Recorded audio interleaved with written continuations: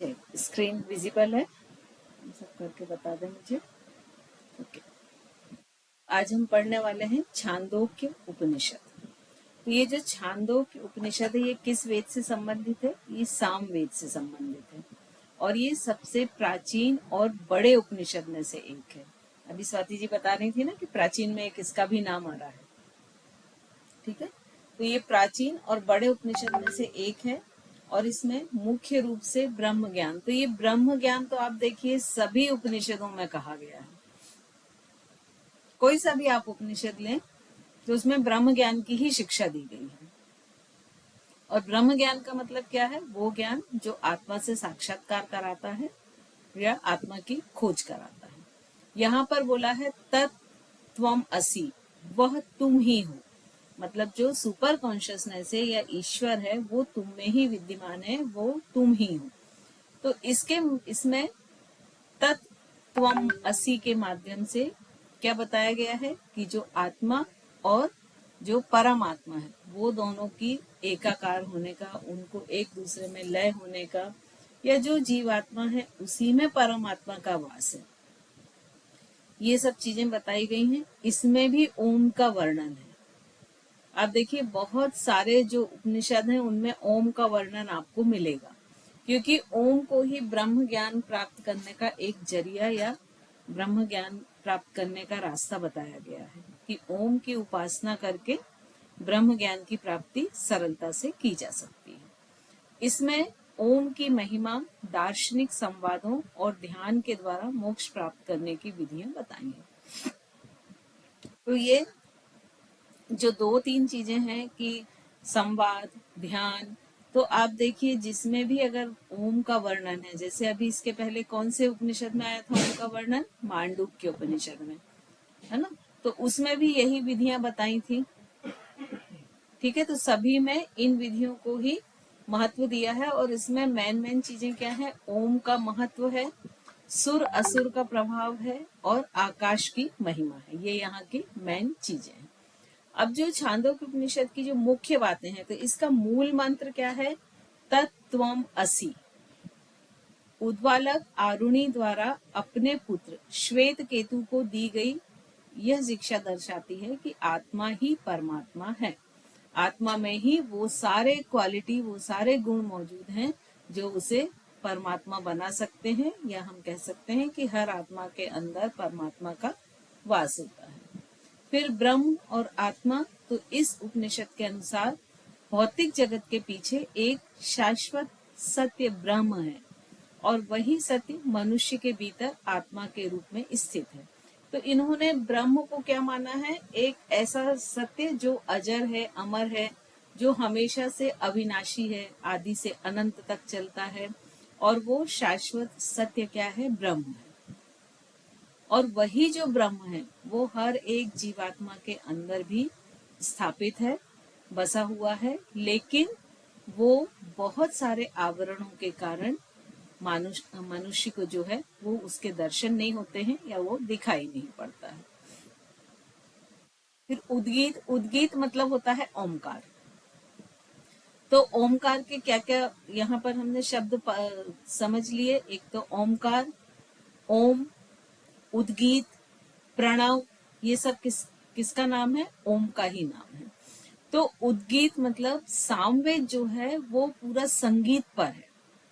इसमें मैक्सिमम संगीत से रिलेटेड ऋचाएं मिलती हैं।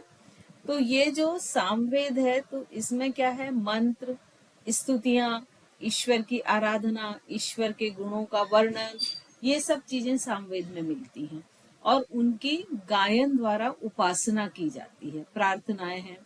तो यहाँ पर जो इस वाले उपनिषद में है, छांदोग्य उपनिषद है, इसमें क्या किया है कि मंत्रों के साथ ओम के महत्व को और उसकी उपासना कैसे करते हैं उस पर जोर दिया है। अब इसमें जो फेमस डायलॉग्स हैं वो किस किस के हैं? नारद और सनत कुमार। मतलब अब देखिए यहाँ पर भी वही आत्मज्ञान, आत्मज्ञान के लिए तप की आवश्यकता, गुरु की आवश्यकता, परा अपरा विद्या का वर्णन, सेम चीज है।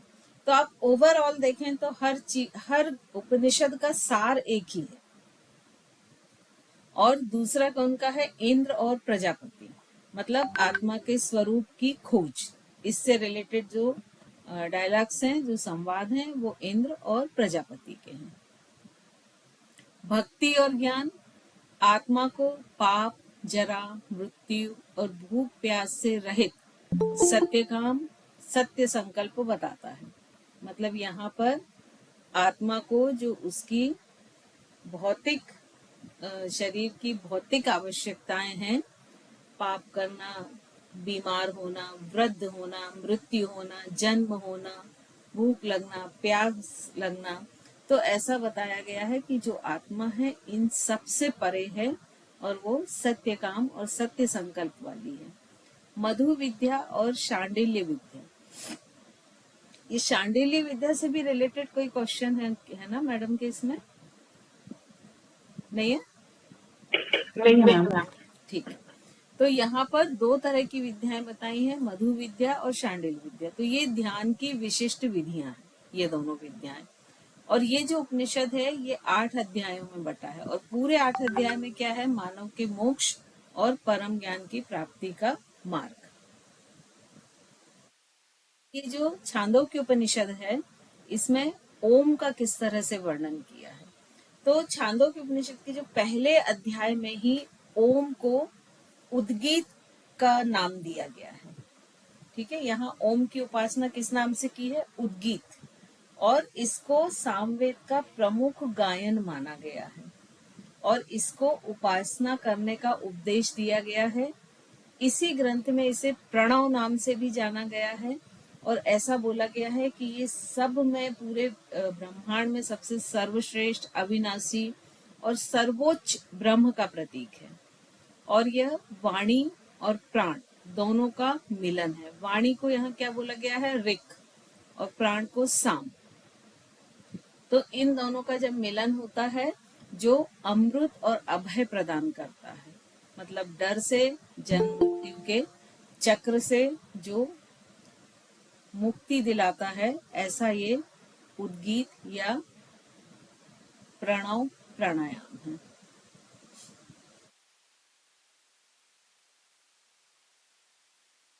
अब जो छांदोग्य उपनिषद में उद्गीत के जो मुख्य बिंदु हैं वो क्या क्या हैं? कि ये सर्वश्रेष्ठ रसों में सर्वश्रेष्ठ रस है। ओमकार को सभी वेद, ऋग, साम, ऋग्वेद है ये एक्चुअली, साम, यजुर, इन सबका रस्तम कहा गया। मतलब इन सबका सार, इन सबका अगर पूरा सार हम एक अक्षर में कहना चाहें तो वो क्या है? ओम है। फिर उद्गीत के रूप में ध्यान, ओम का ध्यान ही उद्गीत ध्यान है जो व्यक्ति को सांसारिक दुखों से ऊपर उठाता है। वाणी और प्राण की एकता, मतलब वाक, ऋचा और प्राण सम, इन दोनों का मिलन ही उद्गीत होता है। जब प्राण और श्वास दोनों का आपस में मिलन हो जाता है तभी ये उद्गीत प्राणायाम का जन्म होता है। और ये क्या करता है? उद्गीत प्राणायाम की सिद्धि मृत्यु और अभय रूप देती है, अमरता को देती है। और ये जो साधक है, जो ओम का उपासक होता है, ये अपनी सभी कामनाओं को पूर्ण करने वाला साधक बन जाता है। तो उपनिषद के अनुसार यज्ञ में होता ओम बोलकर ऋग्वेद का, अर्थवार्यु ओम बोलकर यजुर्वेद का, और उद्दाता ओम बोलकर सामवेद का गान करता है। मतलब ओम में जो हमने शुरू में पढ़ा था कि सारे वेदों का यदि एक हम अक्षर में वर्णन करना चाहें तो वो ओम है। जो पहले और दूसरे अध्याय में इसमें ओम की साधना पर जोर दिया है और इसको सर्वोच्च, अमर, समर्थता वाला माना है। और इसमें जो, चूंकि ये संगीत पर आधारित है, तो इसमें जो सर्वोच्च गायन बोला है, तो गायन का जो सर्वोच्च चरम स्थिति है वो भी ओम को ही बताई गई है। अब यहाँ पर ओम का जो है अक्षर है, बीज मंत्र भी इसको हम कह सकते हैं, तो इसी को उद्गीत बोला है। और ऐसा बोला है कि हर एक कर्म में, जो भी आप कर्म करते हैं, उसमें आपको उपासना करने का सबसे श्रेष्ठ साधन ओम है। और फिर यहाँ पर सामवेद में उद्गीत का अर्थ ओम का गायन है। मतलब सिर्फ ओम चैंट नहीं करना, मतलब ओम को गाना है, और ये सभी वेदों में, सभी रसों में सर्वोच्च रस है। फिर इसको ओम को मुख्य जीवन शक्ति माना है, जो कि निष्पाप है, और उपासना के माध्यम से साधक अपने प्राण में ओम का ध्यान करता है। प्राण में मतलब प्राण वायु, इनहेल एक्सेल के साथ ओम का ध्यान करता है। और सर्वोपरि उपासना कैसे है? देवताओं ने वाणी, चक्षु, कान और मन को उद्गीत माना है, लेकिन ये सभी इंद्रियां दोषपूर्ण थे। दोषपूर्ण थे मतलब क्या? ये सब बाह्य जगत से जुड़े हुए हैं। अंत में उन्होंने प्राण को ही सर्वश्रेष्ठ माना, क्योंकि प्राण अविनाशी है। पहले इसमें चक्षु, ज्ञान और मन को, वाणी को उद्गीत माना, लेकिन बाद में उन्होंने देखा कि ये तो सभी इनमें दोष है और ये नश्वर है। तब उन्होंने किसको? प्राण को ही उद्गीत माना, क्योंकि वो अविनाशी है। उद्गीत की उपासना करने पर साधक को सभी तरह की कामनाओं की सिद्धि मिलती है। सूर्य को भी उद्गीत का प्रतीक मानकर ध्यान किया जाता है, क्योंकि ये अंधकार को या भय को दूर करता है। अब इसमें पाथ ऑफ साधना क्या है? ओम को वाणी और प्राण दोनों को एक समान मिलाकर चैंट करना चाहिए, और साधक को अपने प्राण में ओमकार का ध्यान करते हुए करना चाहिए। तो जो हम आपने देखा है कि जब हम योग क्लास को शुरू करते हैं या समाप्त करते हैं, तो दोनों में हम ओम चैंट करते हैं। तो ओम चैंट क्या है? एक तरह का ओम चैंट में हम वही कर रहे हैं, क्योंकि हम उसमें क्या कर रहे हैं? ओम को श्वासों के साथ जोड़ रहे हैं, है ना। तो हम यहाँ पर क्या कर रहे हैं कि वाणी और सांस को, दोनों को ओम के साथ एक लय कर रहे हैं या एक साथ जोड़ रहे हैं। अब इसकी विधि क्या है? तो ये जो ओम है, इसको सबसे अच्छा गीत या स्वर मानकर ध्यान करने की विधि बताई है, और सभी तत्वों में यही सारतम है, ऐसा बोला गया है। ओम का उच्चारण श्वास और वाणी दोनों को जोड़ के किया जाता है, जो सब कामनाओं को पूरा करता है और मानसिक एकाग्रता को बढ़ाता है। अब देखिए, हम अनजाने में ओम करते थे, लेकिन इतना सब शायद हमको नहीं मालूम था, है ना। तो अब यहाँ पर ओम का जो स्वरूप है वो कैसे माना? एक तो ओम की महिमा ये कि सारे उपनिषदों, वेदों का सार ओम है। फिर पृथ्वी, जल, औषधि, पुरुष, वाणी, ऋचा और सामवेद का भी सार क्या है? मतलब जो हमारे पंच तत्व हैं, उन सब का सार भी क्या है? ओम है। फिर गायक को ओम का उच्चारण करते समय यह ध्यान करना चाहिए कि वाणी और प्राण का मिलन ओम में हो रहा हो। जब ये लगातार उच्चारण के साथ चैंटिंग करते हैं ना, तो फिर एक समय ऐसा आता है कि आप जब मानसिक रूप से भी चैंट करते हैं या नहीं भी करते हैं, तो आपकी श्वासों में ओम बस जाता है और ऑटोमेटिक ओम का जाप होता जाता है। फिर उद्गीत का अर्थ क्या है? उत का अर्थ है प्राण शक्ति, और गी का अर्थ है वाणी, और थ वॉइस आ रही है ना मेरी?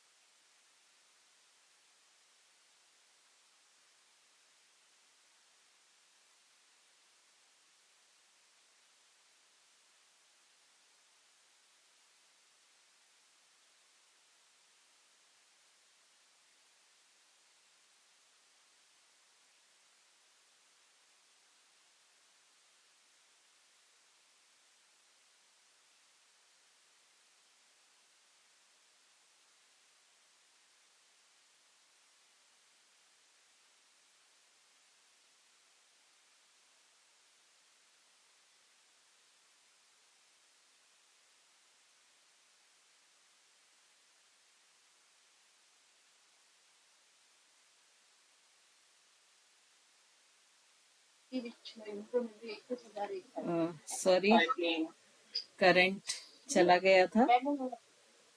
वॉइस आ रही मेरी? हाँ, सॉरी, करंट चला गया है। तो वीडियो में ऑफ रखती हूँ क्योंकि अंधेरा है यहाँ, है ना। हम इसको कंटिन्यू कर लेते हैं, कोशिश करें कि थोड़ा सा इसको बिना पीपीटी के ही समझें। तो जो उद्गीत प्राणायाम है वो उसमें उत का अर्थ है प्राण शक्ति, गी का अर्थ है वाणी और थ का अर्थ है पृथ्वी।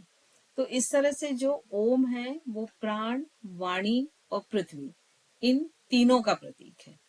और उद्गीत को मुख्य रूप से प्राण माना जाता है, मतलब जो मुख्य प्राण होते हैं वो ऐसा माना जाता है कि वो उद्गीत है। और ये प्राण क्या करता है, शरीर को और शरीर की सभी इंद्रियों को, चाहे वो ज्ञान इंद्रिय हो या कर्म इंद्रिय हो, सभी को उसका फल देता है। फिर उपासना का फल, तो जो ओम का ध्यान उद्गीत के रूप में करता है उसकी वाणी और प्राण में संतुलन आ जाता है, जिससे वो आरोग्यता और अपनी सभी कामनाओं की प्राप्ति करता है।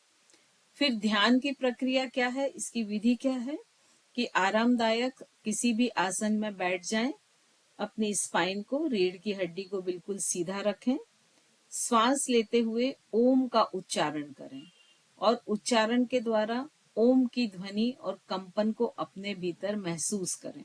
यहाँ पर थोड़ा सा अंतर है, यहाँ पर क्या बोला गया है कि सांस लेते हुए ओम का उच्चारण, जो कि शायद बिगनर्स के लिए बहुत ही मुश्किल होता है, तो इसीलिए हम श्वास छोड़ते हुए करते हैं। लेकिन जब हम प्रैक्टिस करें लगातार बार बार तो शायद ये भी संभव हो पाएगा।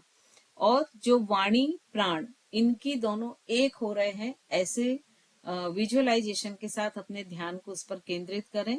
और ये ध्यान मानसिक शांति, शक्ति, सामंजस्य और आध्यात्मिक विकास के लिए किया जाता है। अब इसी में हमने पढ़ा था कि शांडिल्य विद्या भी आती है। तो शांडिल्य विद्या क्या होती है, थोड़ा सा हम ये देख लेते हैं। तो जो छांदोग्य उपनिषद है, इसमें शांडिल्य विद्या ऋषि शांडिल्य द्वारा प्रतिपादित एक ब्रह्म ध्यान की महत्वपूर्ण विद्या है। क्योंकि ये तो हमने पढ़ा था कि ये एक ध्यान की विद्या है ना। और इस विद्या के अनुसार सर्व खलिविदम, मतलब सब कुछ ब्रह्म है, इस सिद्धांत पर, इस प्रिंसिपल पर ये काम करती है। और इनके अनुसार ब्रह्म ही सृष्टि का रचयिता है, उसका पालन करता है और उसका संहारक है। और ये ज्ञान आत्मा और ब्रह्म दोनों की एकता को स्थापित करता है, जिसे तज्जलान कहते हैं, मतलब जिससे उत्पन्न है उसी में लीन हो जाना, उसी में लय हो जाना, तो ये तज्जलान कहलाता है। फिर शांडिल्य विद्या के जो मुख्य बिंदु हैं वो क्या क्या है कि सर्वव्यापी ब्रह्म, मतलब ब्रह्म केवल बाहर नहीं है बल्कि हर व्यक्ति के हृदय में आत्मा के रूप में विद्यमान है, जो अत्यंत सूक्ष्म है, जिसे अणु से भी सूक्ष्म माना गया है। और वो अत्यंत विशाल है, मतलब उसे आकाश से भी विशाल माना गया है। अब ये विद्या ये सिखाती है कि कोई भी व्यक्ति जैसा संकल्प करता है वैसा ही वो बनता जाता है, और इसी को सत्य संकल्प कहते हैं। ये जो विद्या है ये मन को शांत करती है, विकार रहित करती है, उनके जो मन में पाप हैं उनको, उनकी निर्जरा करती है और शुद्ध चेतना को की ओर मन को ले जाती है। और इसका जो मूल मंत्र है इस उपनिषद का, सर्व खल्विदम ब्रह्म, मतलब जो कुछ भी हमारे आसपास है हर जीव में सिर्फ ब्रह्म का ही वास है, ये इसमें कहा गया है। अब इसकी जो ध्यान की विधि होती है, शांडिल्य ध्यान की विधि, वो प्रतीकात्मक चिंतन के रूप में होती है। तो यहाँ पर सबसे पहले ये मानते हैं कि आत्मा चूंकि हमारे अंदर ब्रह्म है, और ब्रह्म जो है नित्य और अजन्मा है, तो इसी तरह आत्मा को भी मानते हैं कि वो जन्म और मृत्यु से रहित है, शोक से रहित है। मतलब आत्मा का स्थान यानी कहाँ, जहाँ सिर्फ आनंद की अनुभूति है। फिर ये चिंतन करता है कि ये पूरा संसार जो है ये ब्रह्म से उत्पन्न हुआ है, उसी ब्रह्म में ये स्थित है और उसी ब्रह्म में अंत में लीन हो जाएगा। मतलब ये उत्पत्ति, पालन और लय होना तीनों को किसके द्वारा बताता है, ब्रह्म के द्वारा। फिर साधक के भीतर आत्मा जो है, या हर जीव के भीतर जो आत्मा है, उसको ही परम सत्य मानना या उसके परम सत्य को जानना, यही इस विद्या का सबसे गूढ़ रहस्य है। और जब लगातार साधक ध्यान करता है, ओम का ध्यान करता है या उद्गीत ध्यान करता है, तो धीरे धीरे क्या होता है कि सांसारिक मोह से उठकर वो ब्रह्म ज्ञान की ओर जाने लगता है। तो इस तरह यहाँ पर ये छांदोग्य उपनिषद और शांडिल्य विद्या ये दोनों समाप्त